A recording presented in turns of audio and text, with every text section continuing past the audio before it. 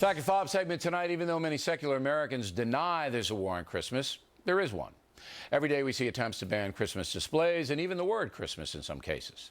Yesterday in the New York Times, columnist Gail Collins wrote, quote, led by the American Family Association and Fox News' Bill O'Reilly, conservative Christians have been encouraging boycotts of stores that do not connect their aim to sell massive amounts of clothes, toys, electronics, and linens over the month of December with the birth of Christ. Now, that's a snide comment, is it not? It's also false. The only time we get involved with stores is if they forbid their employees to say Merry Christmas, a direct violation of freedom of speech. Ms. Collins has misled her viewers and readers before, and the editors of the New York Times don't seem to mind. We asked the woman to appear this evening, but she is hiding under her desk. Joining us now from Boston, Chris Stedman, the assistant humanist chaplain at Harvard University and author of the book, Faithist, How an Atheist Found Common Ground with the Religious. First of all, Mr. Stedman, I want your opinion on this massive display in Times Square, put up by the American Atheist Group, which says, who needs Christ during Christmas? Nobody. It's kind of mean-spirited, is it not? Well, I'm going to go out on a limb here, Bill, and say that I do not think that the #1 issue facing atheists in the United States today is Christians celebrating Christmas, right? I think we have much bigger concerns. In my mind, one of those biggest concerns, if not the biggest, is that atheists, according to a number of surveys, are widely distrusted in the United States, perhaps more so than just about any other group. And I do not see these billboards as contributing to the destigmatization of atheists. Okay, in fact, so if you're anything, basically saying they're harming themselves. But I want you to try to explain to the audience the mentality. Look, I'm a simple man. You probably know that, even though I attended Harvard. They're embarrassed that I actually got in there. Just leave Christmas alone. Just leave it alone, okay? It has nothing to do with you. You're an atheist. You don't believe in Jesus. You don't believe in any of that. But you do get the day off. Have fun. All right, go ice skating. Leave it alone for the people who revere it. I don't understand why they just don't have that philosophy.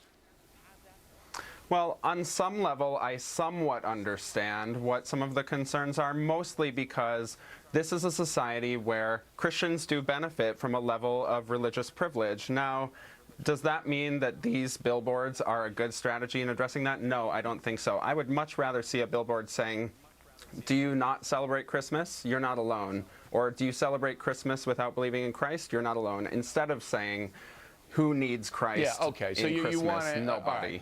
But why are some atheists, and there are groups, entire groups, devoted to suing schools that might have the temerity of letting kids sing a Christmas carol? I mean, come on. Why are they that bitter against religion? Is it that what it is? Did they have a bad experience with organized religion? Is it bitterness?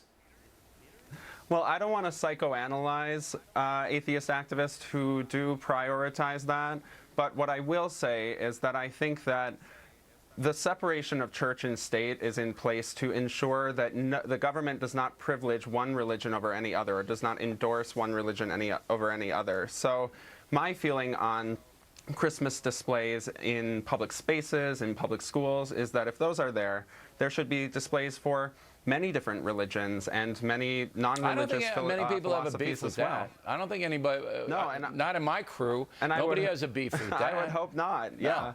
Yeah, exactly. I mean, we don't, you know, look. I have to amend this. There are two things that have come up. One in the capital of Washington State, in Olympia, there was some atheist group that said, oh, if you have a Christmas tree, I'm going to put a sign up, an obnoxious sign, saying that all believers are morons or something like that. Now, that's not in the spirit of anything. If they wanted to put up a sign saying, just what you said, if you don't believe in Christmas, you're not alone, contact Ziggy, and here's his phone number.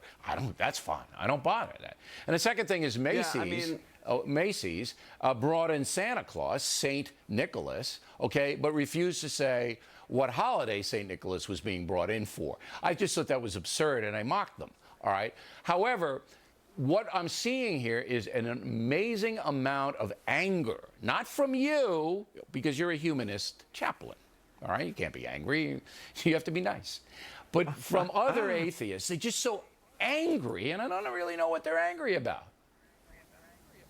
Well, you know, I completely agree in terms of when it comes to these public displays, I would much rather see a lot more of the yes of atheism and humanism in the public square than the no of atheism. You know, I want to hear from atheists, what do we believe in? What do we stand for? What are our highest values? And I think that atheists have a unique contribution to make to the public discourse on religion and ethics, and we should be putting our energy and attention toward that rather than alienating 82% of the population, which sees you guys as cheap shotting them.